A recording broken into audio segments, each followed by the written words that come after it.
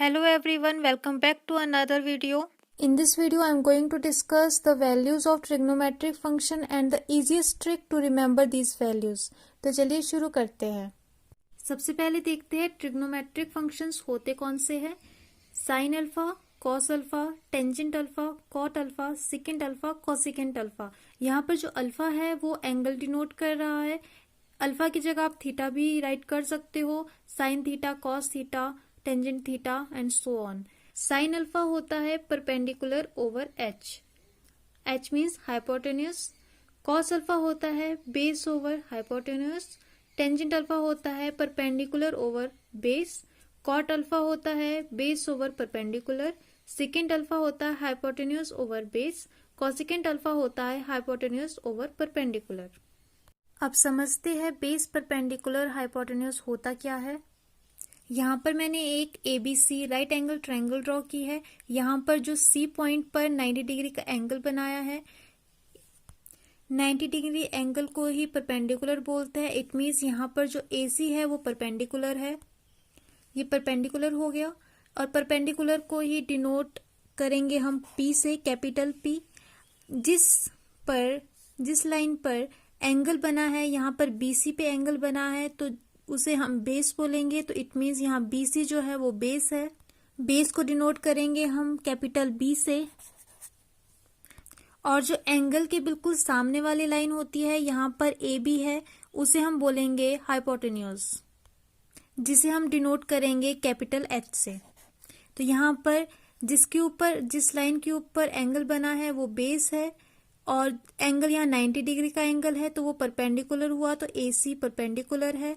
और जो एंगल के बिल्कुल सामने वाली लाइन रहती है उसे हम हाइपोटेन्यूज बोलते हैं, तो वो कैपिटल H डिनोट कर रहा है। अगर हम देखें साइन अल्फा होता है परपेंडिकुलर ओवर H, तो इस डायग्राम के अकॉर्डिंग परपेंडिकुलर है AC और H है हाइपोटेन्यूज BA।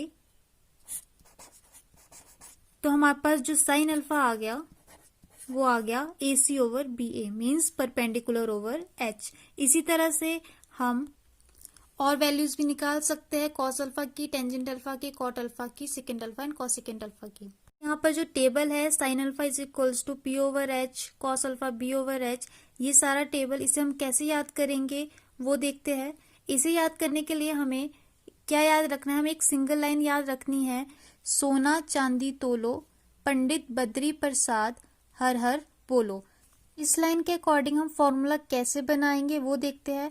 यहाँ मैंने लिखा है सोना चांदी तोलो, पंडित बद्री प्रसाद हर हर बोलो।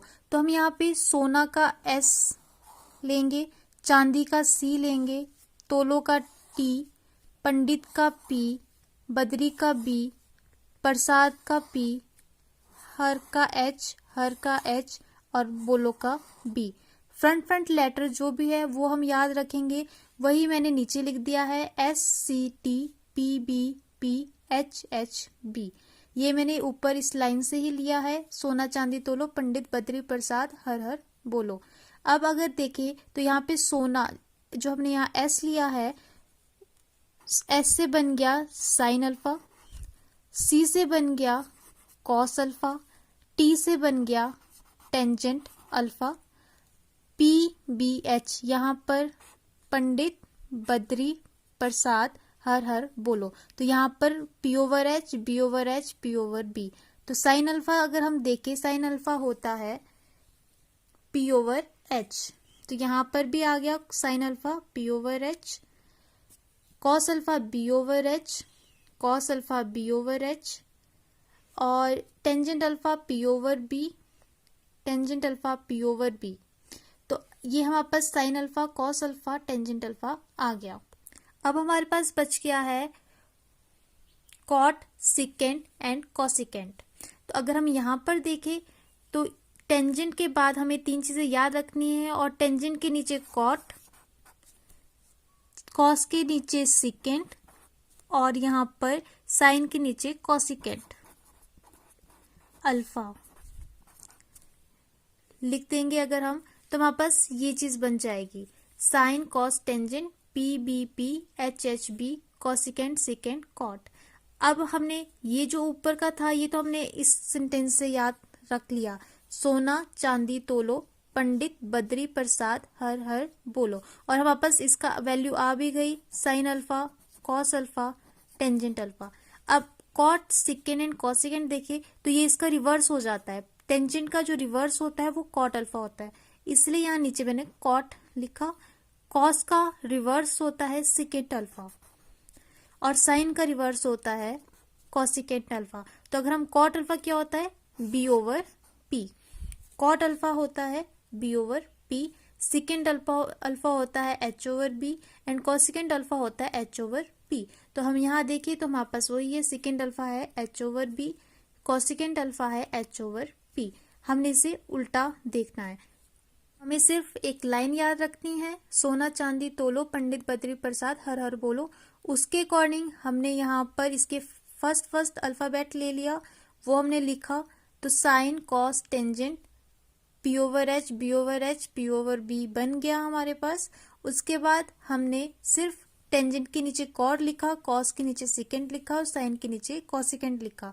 तो टेंजेंट पी ओवर बी है और कॉट बी ओवर पी है, रिवर्स। तो इस तरह से हम ये पूरा का पूरा टेबल जो है वो याद रख सकते हैं। अब देखते हैं ट्रिग्नोमेट्रिक फंक्शन की वैल्यूज डिफरेंट एंगल्स पर। यहाँ पर इस टेबल के अकॉर्डिंग वर्टिकली अगर हम देखें तो यहाँ पर एंगल शो किए हैं 0 degree, 30 degree, 45 degree, 60 degree, 90 degree, 180 degree, 270 degree, 360 degree. Let it be alpha. और अगर हम इसका एंगल का रेडियन देखें तो 0 डिग्री, 30 डिग्री को पाई ओवर 6 बोलते हैं रेडियन फॉर्म में, 45 डिग्री होता है पाई ओवर 4, 60 डिग्री होता है पाई ओवर 3, 90 डिग्री होता है पाई ओवर 2, 180 डिग्री होता है पाई, 270 डिग्री होता है 3 पाई ओवर 2, 360 डिग्री होता है 2 पाई। और अगर हम यहाँ पर हॉरिजॉन्टली देखें तो यहाँ पर sine alpha, cos alpha, tangent alpha, cot alpha, second alpha and cosecant alpha लिखा है। सामने ही सारी वैल्यूज लिखी है। जैसे अगर देखें हम साइन अल्फा 0 डिग्री पर, साइन 0 क्या होता है 0।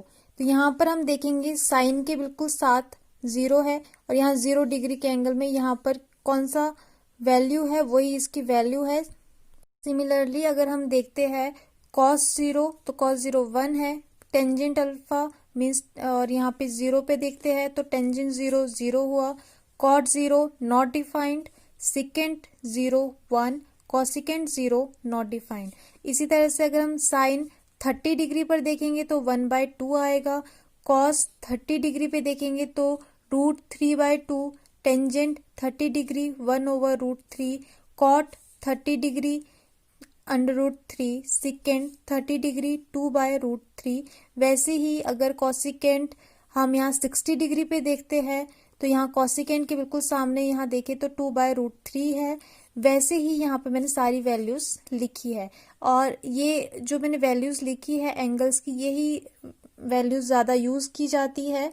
तो यहाँ पर अगर हम देखें कॉट 270 डिग्री, तो कॉट की लाइन देखते हैं यहाँ पर और यहाँ पर 270 डिग्री की कॉट तक देखेंगे तो यहाँ पर 0 है इस पॉइंट पे, तो यहाँ पर कॉट 270 डिग्री 0 हो गया। वैसे ही अगर यहाँ साइन की देखते हैं 270 डिग्री पे तो साइन 270 इस साइड से आ रहा है तो यहाँ पे साइन 270 डिग्री -1 हो गया। वैसे ही अगर कोई भी वैल्यू देखनी हो हमने, जैसे यहाँ पर कॉट 180 डिग्री है, नॉट डिफाइंड है, इस तरह से एक पूरा चार्ट बनाया है।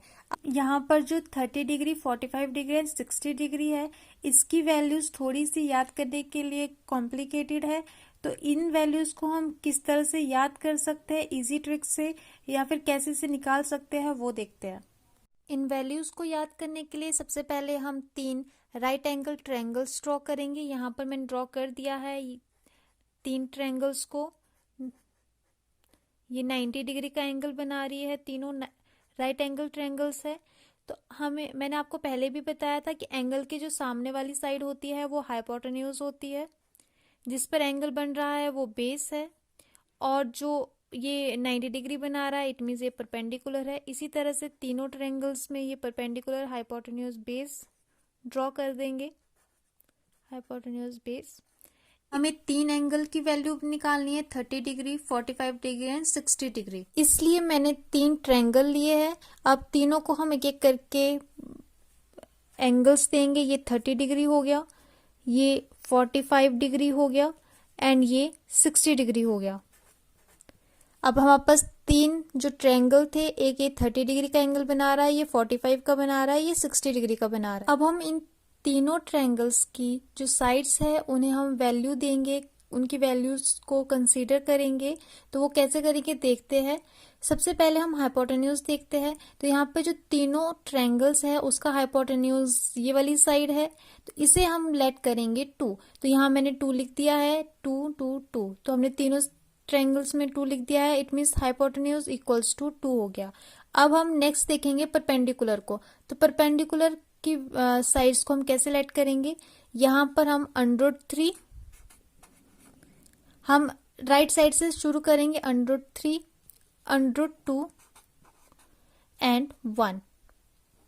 तो यहां पर हमने क्या किया, परपेंडिकुलर को राइट साइड से स्टार्ट किया, √3, √2 एंड 1।